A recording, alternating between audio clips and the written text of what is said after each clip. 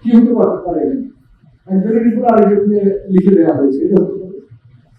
যার শেষ পর্যন্ত আমরা কিছুটা হয়তো হাত ছেড়ে বাঁচতাম, অ্যাটলিস্ট আমরা বলতেছি রিপোর্ট আমরা ঠিকই দিয়েছি, ডেলিভারি দেওয়ার সময় একজনের এক সীমার উপর আরেকজনে দিয়েছি। এই যে পারফেক্টলি রিপোর্টিং করার পরে ভুল যে হয় তাই আমাদের থেকে আনা, সেটাকেও ওভারকাম করার জন্য ধরেন 30 বছর আগের করার ঘটনা, এখনো তো আমরা সেই 30 বছরের জায়গায় যদি থাকি তাহলে আমাদের অবস্থা কি হবে? আরেকটা গল্প আপনি যদি বলেছিলেন, গল্প না, আমাদের এই মসজিদে একদিন জোহরের নামাজ পড়ছিলাম, আমাদের মধ্যে একজনের মোবাইলে হিন্দি গান বাজা করে দিয়েছে, বাঁচছে তো বাঁচছি, কোনো নামাজ পড়ে পারছি, কোনো সবাই মিলে তাকে ধরুন একজন বয়স্ক মানুষ, গ্রামের মানুষ, তো সবাই ধরার ভালো করে খেয়ে গেল, অপরাধ বোধ থেকে কিন্তু বললেন যে আমি তো এই মোবাইল চালাতে জানি না, এটা আমার নাতির মোবাইল, সে দিয়েছে, আমি খালি ধরতে পারি, এটা বন্ধ করতে পারি না, আর্থিক সাহায্য। আমরা যদি 3 বছর আগের জায়গায় থাকি তাহলে আমাদেরকেও জনগণের সামনে এরকম বেকুব নাতি হিসাবে, দাদা হিসাবে মানুষের সামনে চিন্তা করে যে নাতির মোবাইল ফোন নিয়ে ঘুরে বেড়াচ্ছি, এটা চালাতে যাই না, এটা বন্ধ করতে যাই না, আমাদের মধ্যে হিন্দি গান হবে। পৃথিবী অনেক এগিয়ে গেছে, এগিয়ে গেছে, সেই আমাদের ভালো, সেই কথাটা কে বলবে?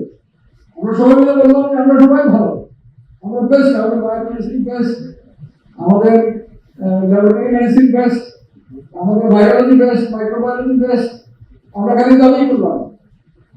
দাবির ব্যাকগ্রাউন্ড কি? ব্যাকগ্রাউন্ড হচ্ছে যে আমরা ডেইলি 10,000 রোগী দেখি, আমরা ডেইলি 5,000 রিপোর্ট করি, এই ব্যাকগ্রাউন্ড।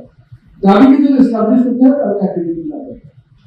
এক্সট্রিম মশার কয়েল প্ল্যান্ট ফাইবার দিয়ে তৈরি, ডেঙ্গু, চিকুনগুনিয়া বাহি সহ যে কোনো মশার বিরুদ্ধে দেয় এক্সট্রিম সুরক্ষা। অ্যাক্টিভিটিশন ছাড়া আপনি বলতে পারবেন না যে আপনি ইউ আর বেস্ট, এটা বলতে পারবেন না যে ইউ আর অ্যাভারেজ, যতক্ষণ আপনার অ্যাক্টিভিটিশন না হচ্ছে ইউ আর বিলো অ্যাভারেজ।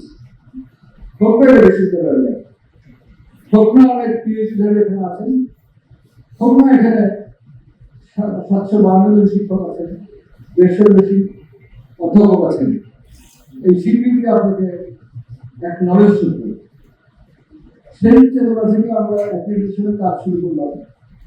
করতে গিয়ে সবচেয়ে বড় ধরনের খেলা প্রি অ্যানালাইটিক। প্রি অ্যানালাইটিক নিয়ে কি আমার মতো মানুষ জিনিসটা বোঝাতে পারে না। তারপরে নিয়ে বস্তু দেখা গেল প্রি অ্যানালাইটিক হচ্ছে ওই 2 সীমার পার্থক্য করা, যে একজনের রিপোর্ট যেন আরেকজন না নিয়ে যায়, সেটা যেন শুরু থেকেই এই যে সিস্টেমে এমনভাবে হয় তা যেন একজনটা আরেকজনের কাছে কোনোভাবেই যেতে না হয়। একই সাথে আমাদের এনভায়রনমেন্ট প্রি অ্যানালাইটিকে আমাদের বড় বেশি চ্যালেঞ্জ, কিছু তো ওভারকাম করা যাবে এই সফটওয়্যারের মাধ্যমে। আমরা যদি এগিয়ে না যাই, আমাদের সাথে দেশের প্রতিবেশী আস্তে আস্তে পৃথিবী শুরু হয়ে গেছে। আজকে আপনাকে দেখাচ্ছে, কালকে মানুষ চেন্নাই চলে যাচ্ছে, পরশু ব্যাঙ্গালোর চলে যাচ্ছে, তারপর দিন চলে যাচ্ছে থাইল্যান্ড, তারপর দিন সিঙ্গাপুর।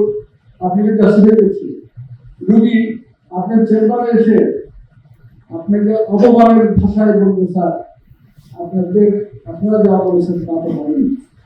অলরেডি তো আমি বলছো, আমাদের ইন্ডাকশন প্রোগ্রামে এসেও আমাদের এই কথা শুনতে হচ্ছে, যে কোনো অনুষ্ঠানে গেলে আমাদের এই কথা শুনতে হচ্ছে।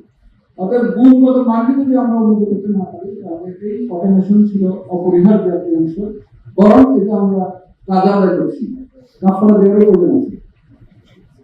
কাফারা দেওয়ার একটা উপায় আছে। আগামী 5 বছরে এই মেডিকেল সায়েন্স, এই ল্যাবরেটরি সায়েন্স, ক্লিনিক্যাল সায়েন্স কোথায় যাবে?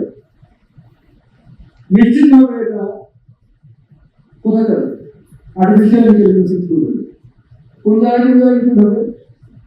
প্রিভেন্টিভ সার্ভিস ইনক্লুড হবে, আউটডোর ইনক্লুড হবে, ল্যাবরেটরি সার্ভিস ইনক্লুড হবে, ইমেজিং ইনক্লুড হবে, পরীক্ষা পদ্ধতিতে ইনক্লুড হবে, এবং কি আমাদের যে লার্নিং প্রসেস আছে সেখানে ইনক্লুড হবে। আপনারা এসির সামনে এআই বেড এসি রাখতেই হবে। এমনকি যদি এমন হতে পারে, এমন সম্ভাবনা আছে যে রোগী বাড়িতে বসে তার মোবাইলের ফিঙ্গারপ্রিন্ট ইয়েটা দিবে, আর এখানে সিলেক্ট করে কত সিলেক্ট করা লাগবে না যে কোন ডিপার্টমেন্টে যাবে এই স্যাম্পল, তখন কিন্তু স্যাম্পল নিয়ে আমরা রাখতে পারি। অলরেডি কিছুটা হচ্ছে, তাই না? বাড়িতে বসে সে ফিঙ্গারপ্রিন্ট দিয়ে আমার এখান থেকে ব্লাড সুগার, লিপিড প্রোফাইল, এমনকি হেপাটাইটিস বি-এর এই প্রোফাইল করে দিতে পারে।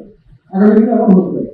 তাহলে আমি যদি সেটার সাথে অ্যাপয়েন্টমেন্ট দিতে পারি, তাহলে আমাদের কি করা হবে?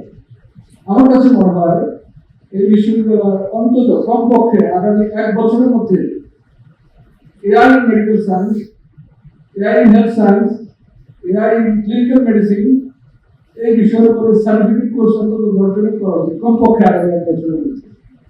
আমি আমাদের ডাইরেক্টর আইডির সাথে কথা বলছিলাম যে এরকম যদি উদ্যোগী হয়, কেউ যদি চায় বিশ্ববিদ্যালয় থেকে কিভাবে সহযোগিতা করা যায়, আপনারাও তৈরি হয়ে আবেদন করতে